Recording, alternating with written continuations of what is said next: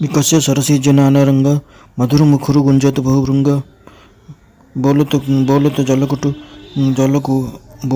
कुकुट कलहंस। प्रभु बिलोकी जन करत प्रशंसा।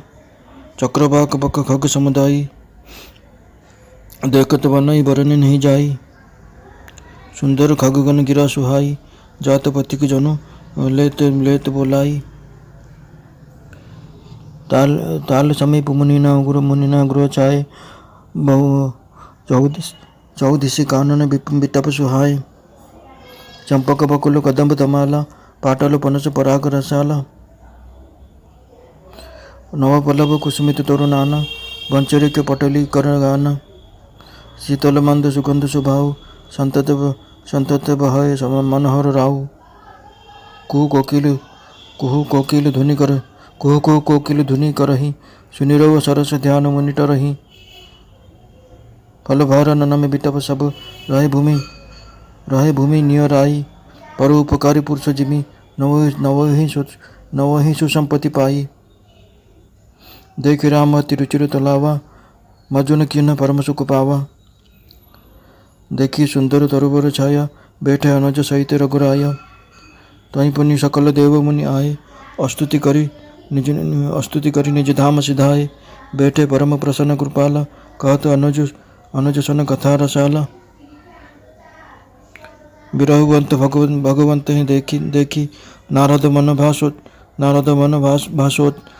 मन भासोच विशेषी। मोर साप करी अंगीकार सहत राम नाना दुख भार। ऐसे प्रभु ही बिलकूं जाई पुनि न बनि अवसर आई। यह विचारी नारद कर बीना गए जहाँ प्रभु सुख हसीना। गावत रामचरित मृदुवानी प्रेम सहित बहु भांति बखानी। करत दंडवत लिए उठाई राखिया बहुत बारी उर लाई। स्वागत पूछे निकट बैठारे लक्ष्मण सादर चरण पखारे। नाना विधि विनती करी प्रभु प्रसन्न जिया जानी। नारद बोले वचन तब जोरी सरोवर हो पानी। सुनो उदार सहज रघुनायक सुंदर अगम सुगम वरदायक। देहु एक बर मागो स्वामी यद्यपि जानत अंतर जामी। जानो मुनि तुम मोर सुभाऊ जन सन कबहु की करो दुराऊ। कवन वस्तु असी प्रिय मोहि लागी जो मनि वर न सको तुम मागी। जन कहूँ कछु अदय नहीं मोरे अस विश्वास तजऊ जनि भोरे। तब नारद बोले हरिसाई असबर मागो करो ठिठाई। यद्यपि प्रभु के नाम अनेका श्रुति का अधिक एक।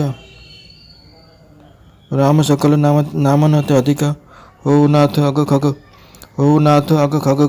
खग गण बदिका।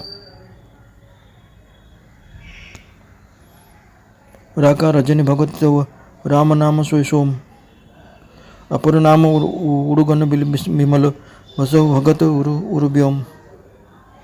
एवं मस्तमुनि सन कहयु कृपा सिंधु रघुनाथ। तब नारद मन हर्ष अति प्रभु बदन आयो मात।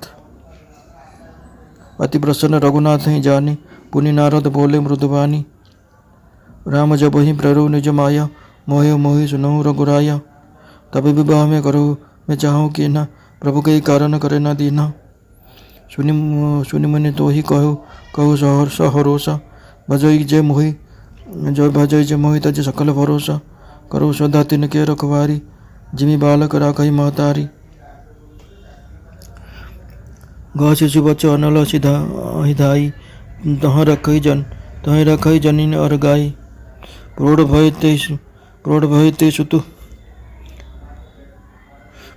ते सुत पुर माता प्रीति करहि नहीं पाचिली बाता। मोरे प्रौढ़ तनय सम ज्ञानी बालक सुत सम दास अमानी। जनई मोर बोली निज बोल ताही दुग काम क्रोध रिपु आही। यह विचारी पंडित मोहि भजही पाहु ज्ञान भगत तहि तजही। काम क्रोध लोभादि मद प्रबल मोह के धारी। दिन मोह अति दारुण दुखद माया रूपी नारी। सुनि मुनि कहु पुराण श्रुति संत मोह विपिन कहु नारी बसंत। जप तप नेम जलाशय झारी, होई ग्रीष्म सो होई सब नारी।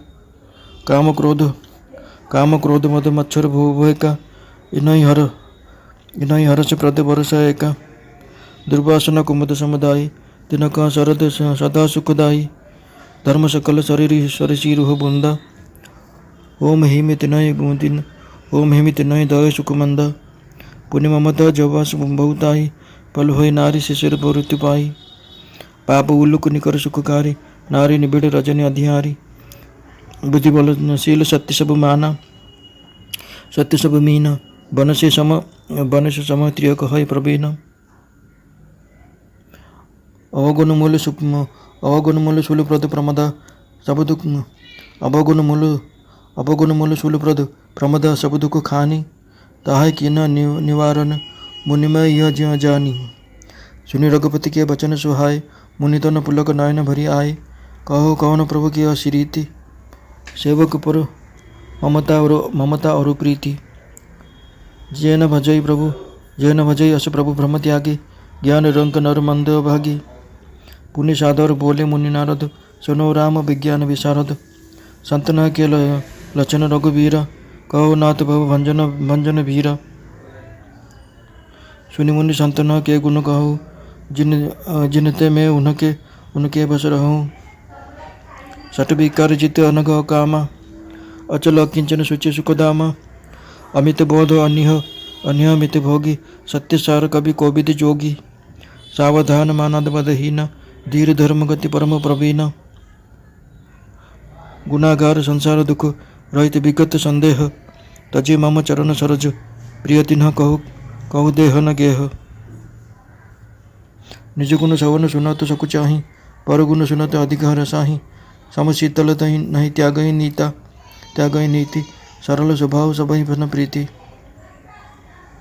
जप तप दम धर्म संयम नेमा, गुरु गोविंद विप्र पद प्रेमा। सदा क्षमा मैत्री दाया, मुदिता मम पद प्रीतिया माया। विरति विवेक विनय विज्ञान, बोध जथारथ वेद पुराना। दंभ मान मद करहि न काहू, भूल न दहि कुमार गपाऊ। गावे सुने सदा मम लीला, हेतु रहित परहित रतशीला। मुनि सुन साधुन के गुण जेते, कही न सके सारथु श्रुति देते। कही सकन नारद शश, नारद सुनत पद पंकज कहे। अस दीनबंधु कृपाल अपने, भगत गुण निज मुख कहे। शिव नाही बारहि बार, चरण ब्रह्मपुर नारद गए। तय धन्य तुलसीदास ऐस, बिहाई जे हरि रंग रहे। रावण नारी जस पावन, गावहि सुने जे भोग। राम भगति दुड़ पावहि, बिनु विराग जप। धर्मशील पुरुषर दिन गुड़िक जेपरि सुख प्रभाव कटिजाए, से सरोवर अगाध जल भितर माछ मैंने सेपरि शब्द अखंड आनंद रही था। से नाना रंगर पद्म फुटी थाए, बहु संख्यार भ्रमर मधुर स्वर गुंजन करता। कलहंस और पाणिकुआ मैंने कलरव करता। लगुए सत्य जेपरि प्रभु को देखि से प्रशंसा कर। सेठारे चकुआ बग प्रभृति पक्षी मान सौंदर्य अवर्णनीय। से सुंदर पक्षी मानकर मधुर कलरव ध्वनि शुणिले मन होता है सत जेपरि बाटरे जाऊे पथिक मानू से पाखक आस बोली डाकुंट। से सरोवर निकट में मुनि मैंने आश्रम निर्माण करता। तार चतुर्दिगस्त वन में सुंदर चंपा बकुल कदम्ब तमाल पाटल पणस पलाश आंब आदि विभिन्न प्रकार वृक्ष नवपल्लव और सुगंध पुष्पर विमंडित होता। ए फूलर से फूल कुड़ी भ्रमर मान गुंजन करते। स्वभावशील मंद मंद सुगंध वायु प्रवाहित हो मन को हरण कर कोइली मैंने कुहू राबु था। मधुर कलरव मुनि मान ध्यान भांगी जाए। परोपकारी पुरुष अधिक संपदवान हो गले जेपरि विनय अवनत हो जाती। फल भार अवनत हो से वृक्ष मैंने से भूमि लगी जाती। पुष्करणीटी अति सुंदर हो देखि श्रीराम सेठर स्नान कले और आनंदित हेले। गोटे सुंदर वृक्ष देखि अनुज लखन सहित से रघुनाथ जाई ता छाया बसिले। सकल देवता मुनिगण सेठक आसिले एवं प्रभु को स्तुति करी निज निज धाम को फेरीगले। କୃପାଳ ଶ୍ରୀରାମ ପରମ ପ୍ରସନ୍ନ ହୋଇ ବସିଥାନ୍ତି ଏବଂ ଅନୁଜ ଲକ୍ଷ୍ମଣ ସହିତ ସରସ ବାକ୍ୟାଳାପ କରିଥାନ୍ତି।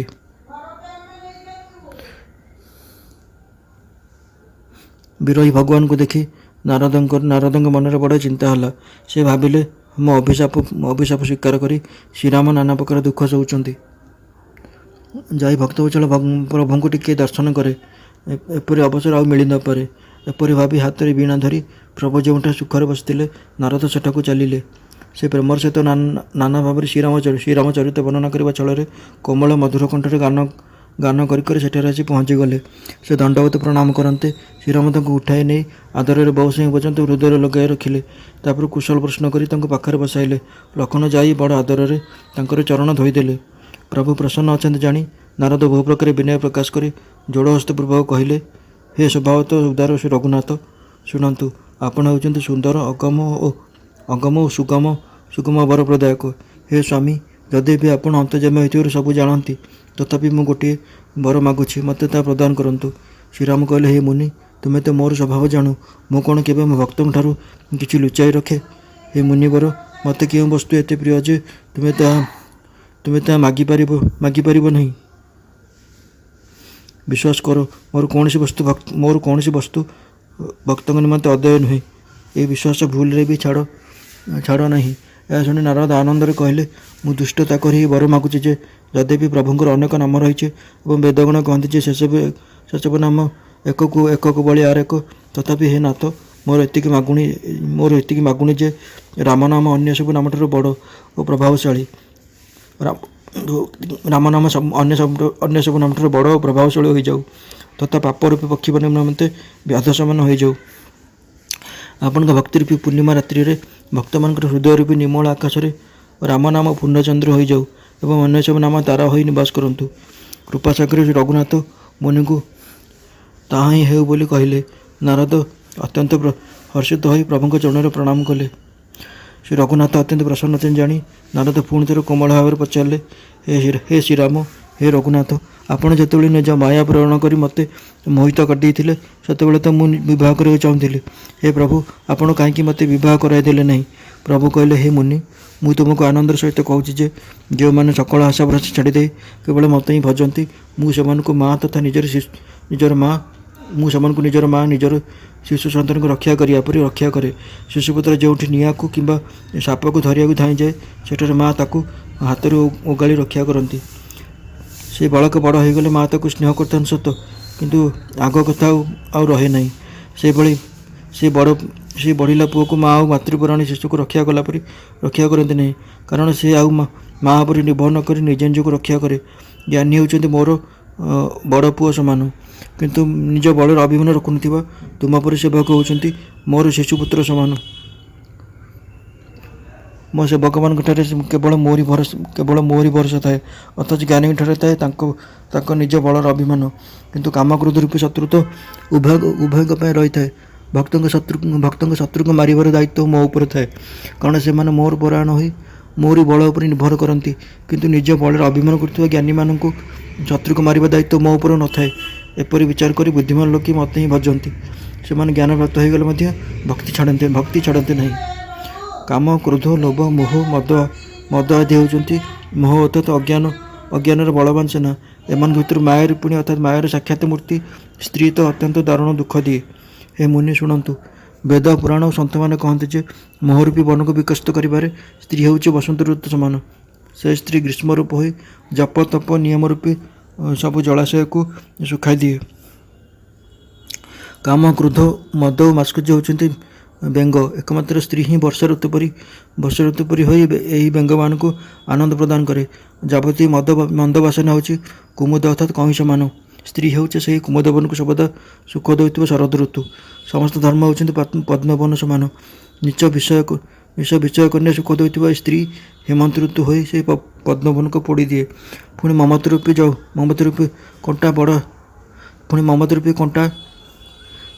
ରୂପୀ ବନ ସ୍ତ୍ରୀରୂପୀ ଶିଶୁର ଋତୁ ପାଇଗଲେ ପଲ୍ଲବିତ ହୋଇ ଉଠେ। ପାପରୂପୀ ପେଚାମାନଙ୍କ ନିମନ୍ତେ ସ୍ତ୍ରୀ ହେଉଛି ସୁଖଦାୟୀ ଘୋର ଅନ୍ଧାର ରାତି ପରି। ବୁଦ୍ଧି, ବଳ, ଶୀଳ ଓ ସତ୍ୟ ଏ ସମସ୍ତେ ହେଉଛନ୍ତି ମାଛ ଏବଂ ଏ ସମସ୍ତଙ୍କୁ ଫାନ୍ଦରେ ପକାଇ ନଷ୍ଟ କରିଦେବା ନିମନ୍ତେ ସ୍ତ୍ରୀ ହେଉଛି ବଂଶୀ କଣ୍ଟା ପରି। ବିବେକୀ ଅର୍ଥାତ ଜ୍ଞାନୀ ପୁରୁଷମାନେ ଏହା କହିଥାନ୍ତି। ଯୁବତୀ ସ୍ତ୍ରୀ ହେଉଛି ଅବଗୁଣର ମୂଳ, ପୀଡ଼ାଦାୟୀ ଓ ସନ୍ତାନ ସକଳ ଦୁଃଖର ଖଣି। ତେଣୁ ହେ ମୁନି, ଏହା ଜାଣି ମୁଁ ତୁମକୁ ବିବାହ କାର୍ଯ୍ୟ ନିବୃତ୍ତ କରିଥିଲି। ଶ୍ରୀ ରଘୁନାଥଙ୍କ ବଚନ ଶୁଣି ମୁନିଙ୍କ ଶରୀର ପୁଲକିତ ହୋଇଗଲା ଓ ନୟନ ପ୍ରେମାଶ୍ରୁ ଜଳରେ ପୂର୍ଣ୍ଣ ହୋଇଗଲା। ସେ ମନେ ମନେ କହିବାକୁ ଲାଗିଲେ, ଆଉ କେଉଁ ପ୍ରଭୁଙ୍କ ଏପରି ରୀତି ଅଛି କହିଲେ ଭଲ? ସେବକ ଉପରେ ଆଉ କାହାର ଏତେ ମମତା ଓ ପ୍ରେମ ହେବ? ଦର୍ଶକ ବନ୍ଧୁ, ଏଠାରେ ଭଗବାନ ଶ୍ରୀରାମ ସ୍ତ୍ରୀମାନଙ୍କ ବିଷୟରେ ଯାହା ସବୁ କହିଲେ ତାହା କେବଳ ଜ୍ଞାନୀ ଓ ବିରକ୍ତି ପୁରୁଷ ଅର୍ଥାତ୍ ବୈରାଗୀ ପୁରୁଷମାନଙ୍କ ପାଇଁ ଉଦ୍ଦିଷ୍ଟ, ଅନ୍ୟମାନଙ୍କ ପାଇଁ ନୁହେଁ। କାରଣ ସ୍ତ୍ରୀ ବିନା ସଂସାର ଚାଲିପାରିବେ ନାହିଁ କି ସ୍ତ୍ରୀ ବିନା ପୁରୁଷ ଚାଲିପାରିବେ ନାହିଁ। ସ୍ତ୍ରୀ ପୁରୁଷ ଉଭୟରୁ ପରିପୂରକ। ଯଦି ସ୍ତ୍ରୀ ନଥାନ୍ତେ ତେବେ ଏ ସଂସାର ବି ନଥାନ୍ତା। ତେଣୁ କୁହାଯାଇଛି ପୁରୁଷଠାରୁ ମାତା ବଡ଼, ମାଆଙ୍କଠାରୁ ବଡ଼ ହୋଇ ଆଉ କିଏ ନାହିଁ। ତେଣୁ ସେଇଥିପାଇଁ କୁହାଯାଏ ସୀତାରାମ, ରାଧେ ଶ୍ୟାମ, ଲକ୍ଷ୍ମୀ ନୃସିଂହ ଇତ୍ୟାଦି। ତେଣୁ ସ୍ତ୍ରୀମାନଙ୍କୁ ଏହାକୁ ପଢ଼ିବା ଶୁଣି କି ସ୍ତ୍ରୀମାନଙ୍କ ପ୍ରତି ଅବଜ୍ଞା କରିବା ଉଚିତ ନୁହେଁ କି ତାଙ୍କୁ ଉପେକ୍ଷା କରିବା ଉଚିତ ନୁହେଁ। ଏ କଥା କେବଳ ନିଜର ବିବେକ ଉତ୍ପନ୍ନ କରିବା ପାଇଁ ତଥା ଜ୍ଞାନୀମାନଙ୍କ ପାଇଁ ଓ ବୈରାଗୀ ପୁରୁଷମାନଙ୍କ ପାଇଁ କୁହାଯାଇଛି, ଆମ ଭଳି ସଂସାରୀ ପୁରୁଷମାନଙ୍କ ପାଇଁ ନୁହେଁ। ଯେଉଁ ମନୁଷ୍ୟମାନେ ଭ୍ରମ ତ୍ୟାଗ କରି ଏପରି ପ୍ରଭୁଙ୍କୁ ଭଜନ୍ତି ନାହିଁ, ସେମାନେ ହେଉଛନ୍ତି ଜ୍ଞାନରେ କଙ୍ଗାଳ, ଦୁର୍ବୁଦ୍ଧି ଓ ଅଭାଗା। ତାପରେ ନାରଦ ଆଦର ସହିତ କହିଲେ, ହେ ବିଜ୍ଞାନ ବିଶାରଦ ଶ୍ରୀରାମ, ହେ ରଘୁବୀର, ହେ ମୋର ଭୟଭଞ୍ଜନନାଥ, ଦୟାକରି ମୋତେ ସନ୍ଥମାନଙ୍କର ଲକ୍ଷଣ କୁହନ୍ତୁ। ଶ୍ରୀରାମ କହିଲେ, ହେ ମୁନି ଶୁଣନ୍ତୁ, ମୁଁ ଏବେ ସନ୍ଥମାନଙ୍କର ସେ ଗୁଣ ଗୁଡ଼ିକ କହୁଛି ଯେଉଁ କାରଣରୁ ମୁଁ ସେମାନଙ୍କ ବଶରେ ରହେ। ସନ୍ଥମାନେ କାମ, କ୍ରୋଧ, ଲୋଭ, ମୋହ, ମଦ, ମାତ୍ସର୍ଯ୍ୟ ଏ ଷଡ଼ ବିକାରକୁ ଜୟ କରିଥାନ୍ତି। ସେମାନେ ପାପ ରହିତ, କାମନା ରହିତ, ସ୍ଥିର ବୁଦ୍ଧି, ସର୍ବତ୍ୟାଗୀ, ବାହ୍ୟ ଅଭ୍ୟନ୍ତରରେ ବାହାର ଭିତରେ ପବିତ୍ର, ସୁଖର ଧାମ, ଅସୀମ ଜ୍ଞାନବାନ, ଇଚ୍ଛା ରହିତ, ମିତହାରୀ, ସତ୍ୟନିଷ୍ଠ, କବି, ବିଦ୍ୱାନ, ଯୋଗୀ, ସାବଧାନ, ଅନ୍ୟ ପ୍ରତି ସମ୍ମାନ ପ୍ରଦାନକାରୀ, ଅଭିମାନ ଶୂନ୍ୟ, ଧୈର୍ଯ୍ୟବାନ, ଧାର୍ମିକ ଜ୍ଞାନ ଓ ଆଚରଣରେ ଅତ୍ୟନ୍ତ ନିପୁଣ ହୋଇଥାନ୍ତି। ସେମାନେ ସଦ୍ଗୁଣର ଭଣ୍ଡାର, ସାଂସାରିକ ଦୁଃଖରୁ ରହିତ ଏବଂ ସନ୍ଦେହରୁ ସର୍ବଦା ବିମୁକ୍ତ ହୋଇଥାନ୍ତି। ମୋ ଚରଣ ଛଡ଼ା ସେମାନଙ୍କୁ ଆଉ କିଛି ବି ପ୍ରିୟ ଲାଗେ ନାହିଁ। ନିଜର ଦେହ କି ଗୃହ ମଧ୍ୟ ପ୍ରିୟ ଲାଗେ ନାହିଁ। ସେମାନେ କାନରେ ଆପଣା ପ୍ରଶଂସା ଶୁଣିବାକୁ ସଂକୋଚ ବୋଧ କରନ୍ତି, କିନ୍ତୁ ଅନ୍ୟମାନଙ୍କର ଗୁଣ ପ୍ରଶଂସା ଶୁଣିଲେ ସେମାନେ ଆନନ୍ଦିତ ହୁଅନ୍ତି। ସେମାନେ ସମ ଓ ଶୀତଳ, ସେମାନେ କଦାପି ନ୍ୟାୟ ତ୍ୟାଗ କରନ୍ତି ନାହିଁ। ସେମାନଙ୍କର ସ୍ୱଭାବ ସରଳ ଓ ସେମାନେ ସମସ୍ତଙ୍କୁ ପ୍ରେମ କରନ୍ତି। ସେମାନେ ଜପ, ତପ, ବ୍ରତ, ଦମ, ସଂଯମ ଓ ନିୟମରେ ରତ ରହନ୍ତି ଏବଂ ଗୁରୁ, ଗୋବିନ୍ଦ ତଥା ବ୍ରାହ୍ମଣମାନଙ୍କ ଚରଣରେ ପ୍ରୀତି ରଖନ୍ତି। ସେମାନଙ୍କଠାରେ ସଦା କ୍ଷମା, ମୈତ୍ରୀ, ଦୟା, ମୁଦିତା ଅର୍ଥାତ୍ ପ୍ରସନ୍ନତା ରହିଥାଏ ଓ ମୋ ଚରଣରେ ସେମାନଙ୍କର ନିଷ୍କପଟ ପ୍ରେମ ରହିଥାଏ। ସେମାନଙ୍କର ବୈରାଗ୍ୟ, ବିବେକ, ବିନୟ, ବିଜ୍ଞାନ ଅର୍ଥାତ୍ ପରମତତ୍ତ୍ୱ ଜ୍ଞାନ ଓ ବେଦ ପୁରାଣ ସମ୍ବନ୍ଧରେ ଯଥାର୍ଥ ଜ୍ଞାନ ରହିଥାଏ। ସେମାନେ କଦାପି ଦମ୍ଭ, ଅଭିମାନ ଓ ମଦ ପ୍ରଦର୍ଶନ କରନ୍ତି ନାହିଁ କି ଭୁଲରେ ବି କୁମାର୍ଗରେ ପାଦ ଦିଅନ୍ତି ନାହିଁ। ସେମାନେ ସର୍ବଦା ମୋର ଲୀଳାଗାନ କରନ୍ତି ଓ ଶୁଣନ୍ତି ଏବଂ ନିଷ୍କାମ ଭାବରେ ଅନ୍ୟମାନଙ୍କ ହିତରେ ଲାଗିଥାନ୍ତି। ହେ ମୁନି ଶୁଣନ୍ତୁ, ସନ୍ଥମାନଙ୍କର ଯେତେ ଗୁଣ ରହିଛି ସେସବୁକୁ ସ୍ୱୟଂ ସରସ୍ୱତୀ ଓ ବେଦ ମଧ୍ୟ ପୂର୍ଣ୍ଣ ରୂପେ ବର୍ଣ୍ଣନା କରିପାରିବେ ନାହିଁ। ସେସବୁକୁ ଶେଷଦେବ ଓ ଶାରଦା ମଧ୍ୟ କହିପାରିବେ ନାହିଁ। ଦୀନବନ୍ଧୁ କୃପାଳ ପ୍ରଭୁ ଏହିପରି ନିଜ ଶ୍ରୀମୁଖରେ ନିଜ ଭକ୍ତମାନଙ୍କର ଗୁଣାବଳୀ ବର୍ଣ୍ଣନା କଲେ। ଏହା ଶୁଣିବା କ୍ଷଣି ନାରଦ ଶ୍ରୀରାମଙ୍କ ପାଦପଦ୍ମରେ ଲୋଟି ପଡ଼ିଲେ। ଭଗବାନଙ୍କ ଚରଣରେ ବାରମ୍ବାର ନତମସ୍ତକ ହୋଇ ପ୍ରଣାମ କରି ନାରଦ ବ୍ରହ୍ମଲୋକକୁ ଚାଲି ଫେରିଗଲେ। ତୁଳସୀଦାସ କହୁଛନ୍ତି, ଯେଉଁ ପୁରୁଷ ସବୁ ଆଶା ଛାଡ଼ିଦେଇ କେବଳ ଶ୍ରୀହରିଙ୍କ ରଙ୍ଗରେ ରଞ୍ଜିତ ହୋଇଯାଇଛନ୍ତି, ଯେଉଁମାନେ ରାବଣାରୀ ଶ୍ରୀରାମଙ୍କର ପବିତ୍ର ଯଶ ଓ ଗାନ ଶ୍ରବଣ କରିବେ, ସେମାନେ ବୈରାଗ୍ୟ, ଜପ ଓ ଯୋଗ ବିନା ମଧ୍ୟ ଶ୍ରୀରାମଙ୍କ ଚରଣରେ ଦୃଢ଼ ଭକ୍ତି ଲାଭ କରିବେ। ଯୁବତୀ ସ୍ତ୍ରୀମାନଙ୍କ ଶରୀର ଦୀପର ଶିଖା ସମାନ। ରେ ମନ, ତୁ ସେହି ଦୀପଶିଖାର ପତଙ୍ଗ ହୋଇଯାଆନା। ତୁ କାମ ଓ ମଦ ତ୍ୟାଗ କରି ଶ୍ରୀରାମଙ୍କ ଭଜନ କର ଓ ସର୍ବଦା ସତ୍ସଙ୍ଗ କର।